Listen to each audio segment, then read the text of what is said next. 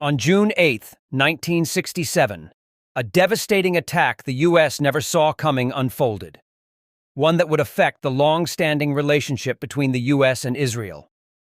The USS Liberty, an American naval ship, was struck by Israeli forces, killing 34 sailors and leaving over 170 wounded. This incident has sparked debate for over 50 years. Was it a case of mistaken identity, as Israel claims? Or was there something more sinister behind the assault? Over 50 years later, questions still linger. Let's take a deep dive into the USS Liberty incident to unravel the truth behind one of the most talked about military controversies in modern history. Before we dive into the attack itself, let's first set the scene with some background. The USS Liberty wasn't always a Navy ship. Originally, it was a civilian cargo vessel called the Simmons Victory, built in 1945 as part of a mass-produced series of ships known as Victory ships, which helped supply the Allies during World War II. In the 1960s, the U.S. Navy acquired it, converting it into an auxiliary technical research ship, basically a spy ship tasked with gathering signals intelligence for the National Security Agency, NSA.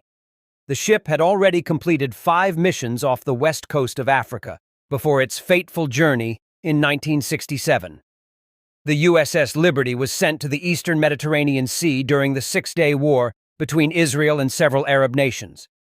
The U.S. was trying to stay neutral in this conflict, but they still had strong strategic interests, particularly in supporting Israel's security. The Liberty's mission was to collect intelligence on the region, monitoring communications and tracking radar signals. It was stationed near the north coast of the Sinai Peninsula, not far from the action, in international waters. As tensions grew and the war started, concerns about the Liberty's safety prompted orders to increase the ship's distance from both Egyptian and Israeli coasts. The ship's proximity was initially reduced to about 20 nautical miles from Egypt and 15 nautical miles from Israel. Later, it was pushed back even further to 100 nautical miles for both countries. Unfortunately, due to issues with message handling and routing, the ship never received these updated orders until after the attack. The U.S. government was walking a fine line, trying to stay out of the conflict. But then, something unexpected happened.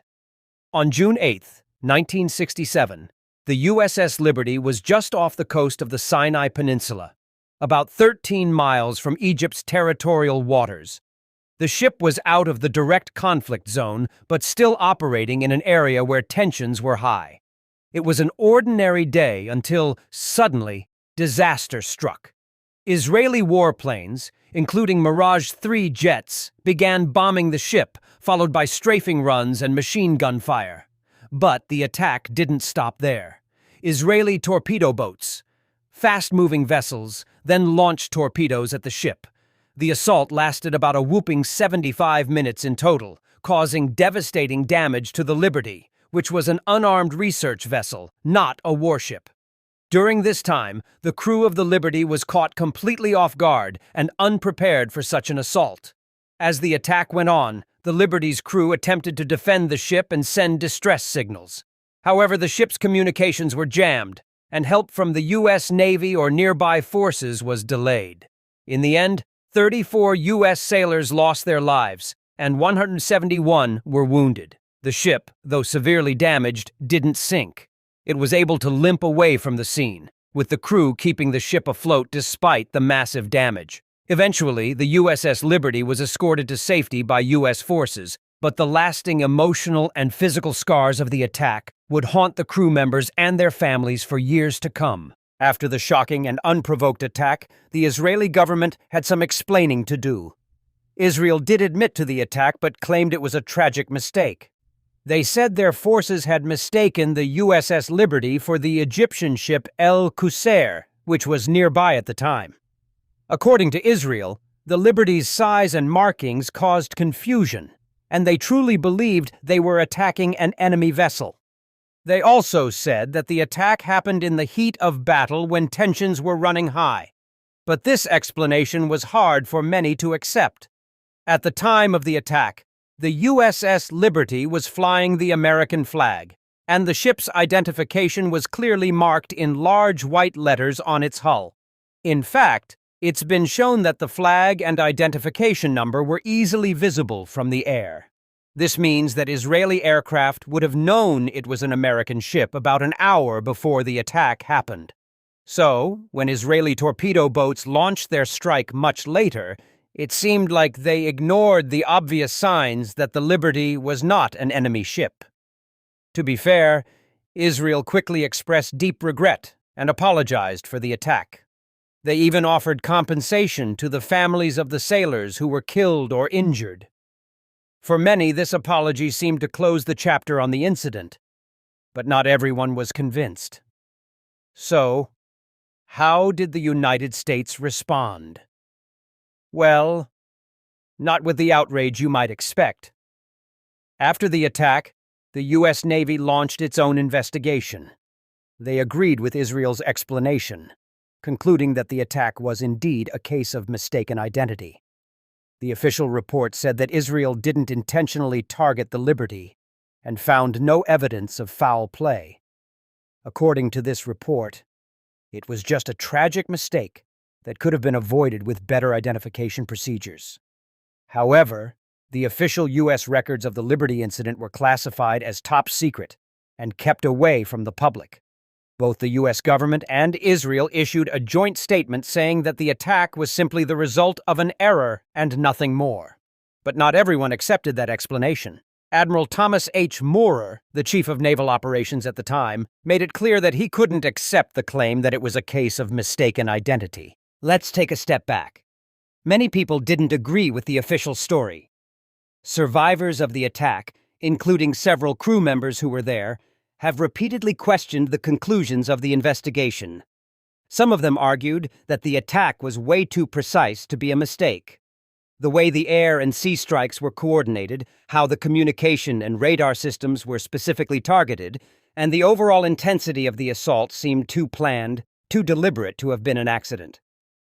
Some even suggest that the attack was meant to silence the Liberty, which was intercepting Israeli communications during a very sensitive time in the war. This difference in opinions led to accusations that the U.S. government might have been covering up the truth or just didn't want to upset Israel. As you can imagine, this sparked even more controversy, leaving people wondering about the true reasons behind the attack and the investigation that followed.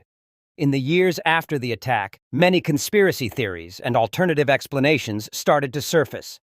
Some people believed that Israel purposely attacked the Liberty to stop the U.S. from gathering intelligence on Israeli military actions during the war.